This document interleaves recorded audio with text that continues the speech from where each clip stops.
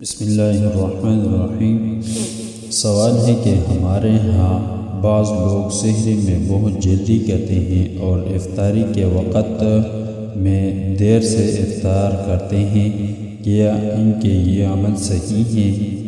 تو بھائی سورج غروب ہونے کے بعد روزہ افطار کرنے میں تاخیر نہیں کرنی چاہیے، کیونکہ حضور نبی کریم صلی اللہ علیہ وسلم کا ارشاد مبارک ہے کہ میری امت خیر پر رہے گی جب تک سحری کھانے میں تاخیر اور سورج غروب ہونے کے بعد روزہ افطار کرنے میں جلدی کرتے رہیں گے۔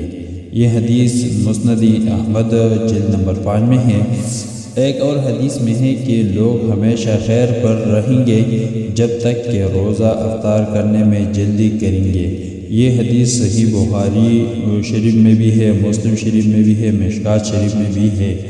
ایک اور حدیث میں ہے کہ اللہ تعالیٰ فرماتے ہیں کہ مجھے اپنے بندوں میں سے زیادہ وہ لوگ زیادہ محبوب ہیں جو افطار میں جلدی کرتے ہیں۔ یہ حدیث ترمذی شریف مشکات شریف میں روایت ہے۔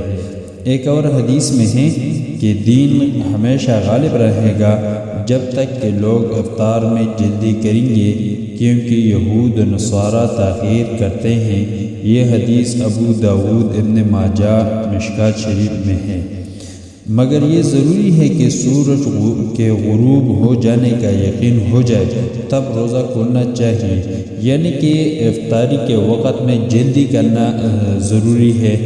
مگر جب ہم کو یہ پتہ چل جائے کہ سورج غروب ہو گیا ہے، اس کا یقین ہو جائے تب روزہ کھولنا چاہیے، اگر ایسا نہ ہوا تو روزہ نہیں کھولنا چاہیے۔